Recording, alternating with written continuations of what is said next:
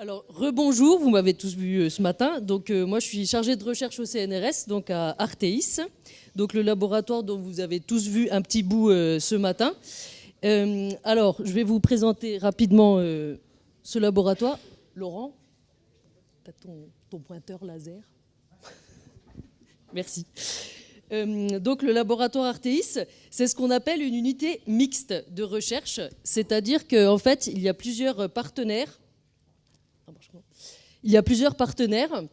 Donc l'Université de Bourgogne, bien sûr, le CNRS, le Centre national de la recherche scientifique, le ministère de la Culture et de la Communication, et puis l'INRAP, qui est l'organisme qui s'occupe des recherches archéologiques préventives avant la construction d'une autoroute ou d'un parking, par exemple. Donc Artéis, en fait, c'est une abréviation pour 4 mots, archéologie, terre, histoire et société, qui sont les 4 grands thèmes de recherche du laboratoire. Alors, à Artéis, nous faisons des fouilles archéologiques terrestres ou subaquatiques. Nous étudions des objets en bronze, par exemple de la vaisselle, des objets en céramique, de la vaisselle encore, des outils en silex. Nous faisons aussi de l'archéozoologie, comme certains d'entre vous l'ont vu ce matin, et puis nous étudions des ossements humains. Nous étudions aussi des lieux. Ici, vous avez les traces de ce qui a été une maison. Nous étudions les paysages pour savoir leur évolution dans le temps. Nous faisons de l'archéologie expérimentale. Donc ici, nous sommes en train de tester des outils en silex pour moissonner de l'épeautre. Et puis, nous faisons aussi de l'histoire de l'art, alors très ancien, comme ici, vous avez les grottes ornées d'Arcy-sur-Cure, donc c'est moins 30 000 ans avant Jésus-Christ. Nous faisons aussi de l'histoire de l'art antique, et puis du Moyen-Âge, et puis nous étudions aussi des textes et des documents historiques. Alors, le laboratoire d'Artéis que vous avez vu ce matin, en fait, il est réparti en plusieurs lieux en dehors de l'Université de Bourgogne, en fait. Alors, tout d'abord, le Mont Beuvray, que vous devez connaître, avec son centre de recherche. Donc, le Mont Beuvray qui est situé à côté du site du même nom. Donc, c'est un oppidum gaulois, donc un habitat fortifié avec ses remparts et ses bâtiments monumentaux. Nous avons une antenne au musée de Sens, en fait, avec ses célèbres collections, donc les statues antiques que vous avez en dessous sous la crypte, et puis des trésors qui sont assez célèbres, le trésor de Villethierry de l'âge du bronze, et puis des trésors de monnaie gaulois de pièces d'or. Un autre centre de recherche est basé à Auxerre, donc c'est le centre d'études médiévales d'Auxerre, là qui est autour de la cathédrale Saint-Germain d'Auxerre. Et on entreprend là des fouilles archéologiques et on étudie entre autres des bâtiments en élévation, des vitraux et puis d'autres documents médiévaux. Et en fait, nous avons aussi un chantier-école situé à Alésia, donc sur la commune d'Alise-Sainte-Reine, avec donc ici vous avez son fameux théâtre et puis des caves de maison. Enfin, je vais vous présenter rapidement donc les formations qu'on dispense à Artéis. Le laboratoire forme des étudiants au métier de la recherche dès les premières années. On accueille, vous en avez vu ce matin, des étudiants en stage, en licence 2e année et 3e année. Et puis, dans la suite de la licence, donc nous proposons 4 masters, des formations diplômantes dont vous a parlé Laurent tout à l'heure, selon les périodes, en fait, et les thèmes que l'on veut étudier. Donc, le master ACT pour les périodes néolithiques et protohistoriques, c'est-à-dire les âges des métaux. Le master AMA pour les mondes antiques, le master EM, donc les études médiévales. Et puis nous avons un autre master qui regroupe plusieurs disciplines, qui propose des sujets donc plus techniques sur l'environnement ou la géologie par exemple. Alors voilà, donc je vais vous présenter l'exemple d'une recherche qui est menée par une équipe d'Artéis qui travaille sur la métallurgie ancienne en Bourgogne, en étudiant donc directement des objets en bronze, ici par exemple une lame de faucille, une lame de hache ou encore une pointe de lance. Alors, ce qu'il faut savoir, c'est qu'en Bourgogne, dès le XVIIIe siècle, c'est un grand centre métallurgique qui va se développer avec la révolution industrielle. Mais l'architecture des forges, actuellement, elle est encore bien connue dans le paysage, dans le patrimoine industriel actuel. On pense par exemple aux forges de Buffon, qui sont assez célèbres en Côte d'Or, et puis bien sûr les fonderies royales du Creusot, avec les avancées techniques très célèbres comme le marteau-pilon, ici à vapeur, du Creusot. Donc là, on parle de sidérurgie, c'est-à-dire c'est du travail du fer à partir de minerais de fer pour produire des objets en alliage ferreux. En fait, la métallurgie du fer en Bourgogne, elle est connue avant la révolution industrielle, puisque ce sont les moines cisterciens au Moyen-Âge, donc vers le XIIe siècle, après Jésus-Christ, cette fois-ci, qui vont entreprendre une production de fer. Alors là encore, on le voit encore dans le paysage. On pense à la célèbre abbaye de Fontenay, par exemple, en Côte d'Or. Le travail du fer va devenir une des principales activités dans toutes les abbayes. Mais les témoins aujourd'hui, ils sont rarement en élévation, c'est-à-dire comme ça. Parfois, il ne reste qu'un petit bout dans le paysage, comme ici. Et puis parfois, les vestiges ont été complètement détruits et notre connaissance, elle n'est plus qu'alimentée par des textes ou, comme ici, par ce qu'on appelle des enluminures. Alors, donc la sidérurgie en France de l'Est, elle fait partie d'un patrimoine collectif qui est encore visible, au moins en partie, dans le paysage. Par contre, ce que l'on sait moins, c'est que les premiers éléments relatifs à la métallurgie dans ces régions, ça ne concerne pas le fer, en fait, mais le cuivre, comme certains d'entre vous, j'ai entendu, l'ont vu ce matin. Le plus vieil atelier de métallurgie qui est connu dans le coin, c'est sur l'oppidum de Bibracte, en fait. Alors ici, vous avez une photo de fouille. Vous avez le plan qui correspond à la fouille et puis vous avez la maquette de reconstitution qui correspond à tout ça. Donc là, ici, c'est un atelier de bronzier où on fabrique des objets à base de cuivre. Alors, en réalité, et là, on aura fini notre saut dans le temps, le plus vieil objet en métal qu'on connaît en Bourgogne, c'est cette lame de hache qui a été trouvée à Sœurs, en Côte d'Or. Donc, vous voyez une grande lame de hache qui mesure plus de 20 cm de long. Elle est toute en cuivre et elle est datée du courant du 3e millénaire avant notre ère. Et en effet, c'est à partir de cette période, donc vers 3000 ans avant Jésus-Christ, que la métallurgie va se développer dans la région. Les témoins les plus tangibles de cette métallurgie, ils datent du 2e millénaire avant notre ère. Donc ça correspond à une période appelée l'âge du bronze. Ces objets, ils ont été considérés jusqu'à récemment comme les seuls témoins de la métallurgie du cuivre. Ils sont interprétés comme des importations, parfois à longue distance. Alors en archéologie, il faut savoir qu'on a une habitude, c'est qu'on nomme les objets du nom de l'endroit d'où ils proviennent, d'où ils sont le plus nombreux, en fait. Par exemple, ces haches qu'on appelle des haches normandes, elles viennent de Bourgogne, elles ont été trouvées en Bourgogne, mais elles sont très nombreuses en Normandie. Et donc, on les appelle des haches normandes. En fait, c'est un postulat communément admis que, en Bourgogne, en fait, le petit, qui symbolise le petit cercle ici, en Bourgogne, en fait, il y a 4000 ans, on utilise des objets en métal, mais on ne les fabrique pas. Donc on a considéré que cette région comme une aire de passage où sont restés au gré de la circulation des hommes, en fait, des objets qui sont venus d'un peu partout, de toute l'Europe. Donc vous voyez, par exemple, on dit qu'en Bourgogne, on a des haches venues de l'Atlantique, des bracelets qui viennent du Danemark, de Suisse ou d'Autriche, etc. Alors ça, c'est la vision traditionnelle des choses. Elle a changé récemment, il y a 10 ans à peu près. Et ce n'est pas des archéologues qui sont à l'origine de ce changement, ce sont des géochimistes. Alors la géochimie, c'est l'étude de la chimie du sol et du sous-sol. Alors, il y a une équipe du laboratoire de Dijon qui mène des recherches dans le massif du Morvan. Et puis, ils ont découvert à la fois en parallèle des signes objectifs, c'est-à-dire ce genre de tranchées, qui sont en fait des anciennes traces de recherche de filons de minerais métalliques. Et puis, ils ont découvert dans les zones humides, qui sont les prairies humides, les tourbières, Ils ont découvert en faisant des carottes, donc en prélevant de la matière organique dans ces zones, que en fait, ces zones, elles enregistrent tout ce qui se passe dans l'atmosphère.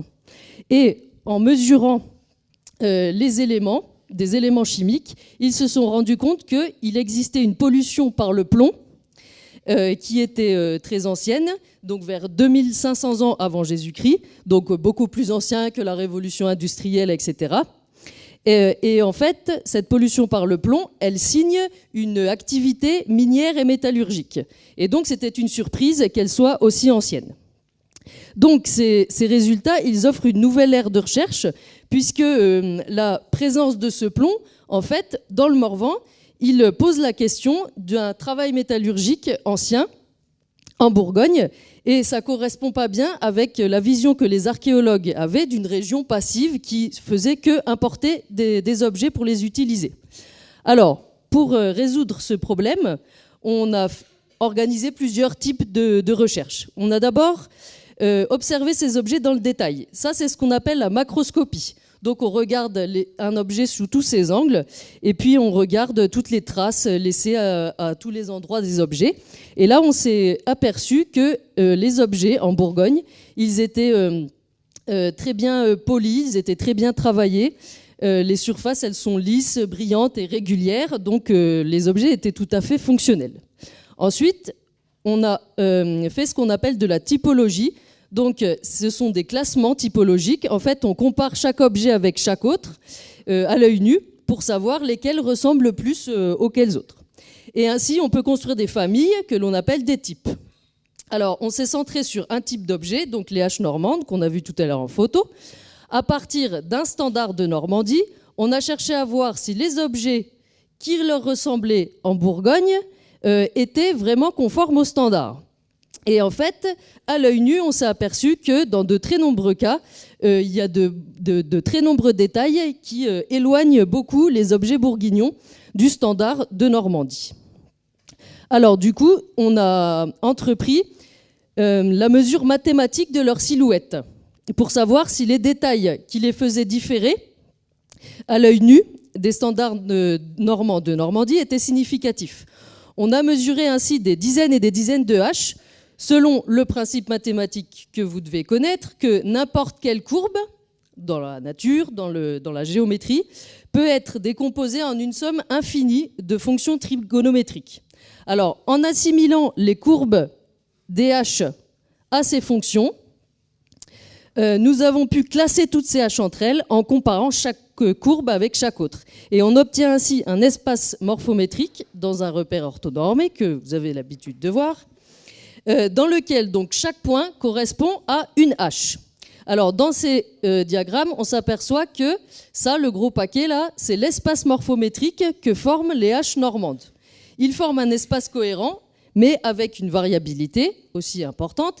Et on a essayé de mettre dans le troisième diagramme, on a essayé de placer les haches de Bourgogne. Et on s'est aperçu que, donc il s'agit des petits triangles, on s'est aperçu que les haches bourguignonnes, elles dépassent l'espace morphométrique des haches normandes.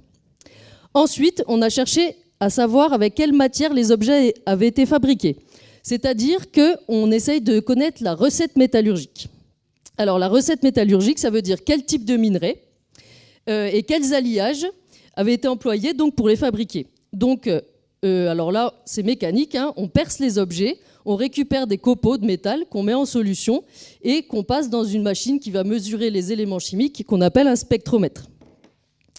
Alors, pareil, on a regardé les résultats. Donc, à chaque ligne, c'est un objet. Et puis, on a la liste des éléments chimiques qui sont présents dans chaque objet. Donc, ils sont encore, là, une fois placés dans des diagrammes, des repères orthonormés, où chaque point correspond à un individu. Et là, les résultats montrent encore une fois qu'il y a un paquet qui est statistiquement valide. Et ça signifie qu'on a une métallurgie globalement homogène, avec une seule recette métallurgique. Et ça indiquerait que les objets de Bourgogne y proviendraient d'un seul et même atelier. Ensuite, on a fait de la métallographie. Donc cette fois-ci, on a scié les objets pour observer la structure interne au microscope.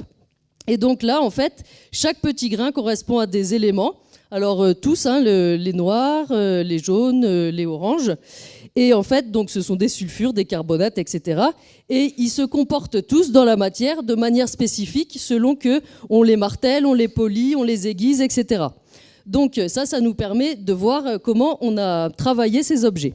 Et là, on a découvert qu'il y a 4000 ans, les artisans bronziers, ils avaient atteint un savoir technique de très haut niveau, que toutes les techniques connues aujourd'hui, à l'heure actuelle, pour fabriquer un objet en bronze, elles étaient toutes déjà connues il y a 4000 ans, et même plus, il y en a qui étaient connues à l'époque qu'on n'arrive plus à refaire. Alors, donc tout ça, ça nous a amené à mettre en commun le résultat de toutes ces analyses. Et du coup, ça nous a conduit à proposer une nouvelle hypothèse.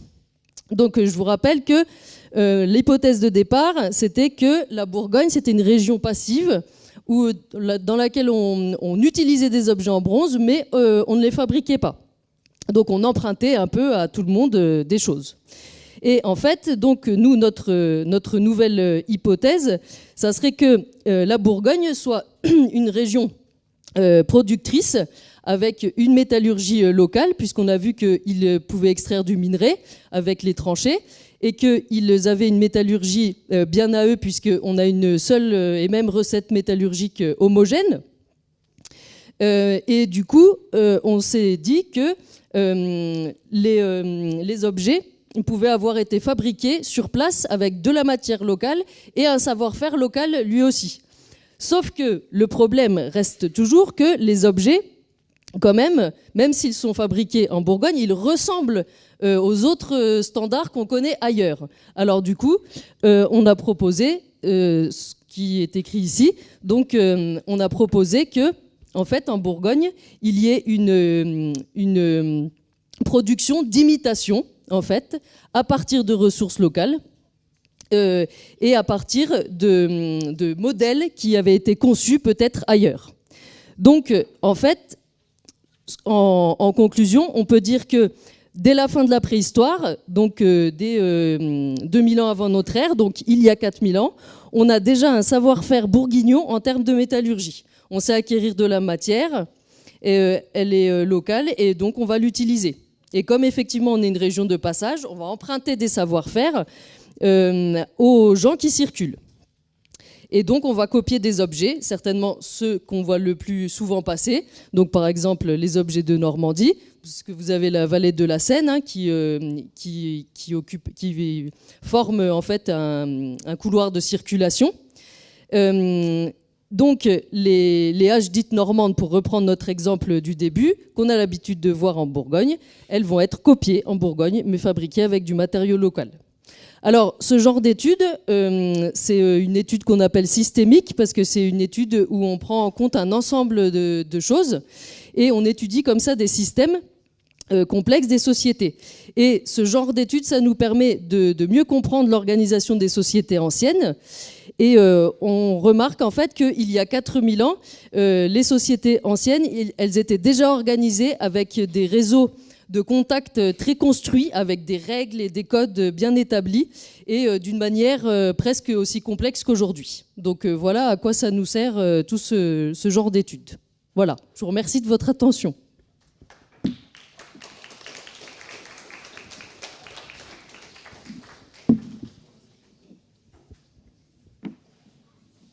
Quelques questions. Ça marche ? C'est bon ? Non, c'est pas bon. C'est bon ? Ouais. Alors, est-ce que vous avez des questions à poser à Mareva ? Pas facile, hein ? Parmi les lycéens ? Parmi les profs ? Bon, moi je te poserais bien une question. En fait, elles servent à quoi exactement, ces haches ? À couper du bois. D'accord.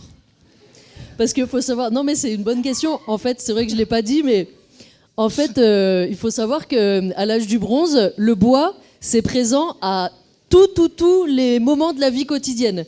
On en a besoin pour faire des maisons, On en a besoin pour cuire les aliments, on en a besoin pour cuire la céramique dans laquelle on va faire cuire les aliments, on en a besoin pour faire le métal, on en a besoin pour tout.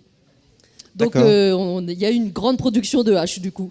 D'accord. Et donc en fait, ça veut dire qu'à l'époque, il n'y avait pas de brevet. Il n'y avait pas de brevet, on pouvait copier facilement des objets. Exactement. Exactement. Ça veut dire ça. Question ? Pas de question. Merci beaucoup, Mariva.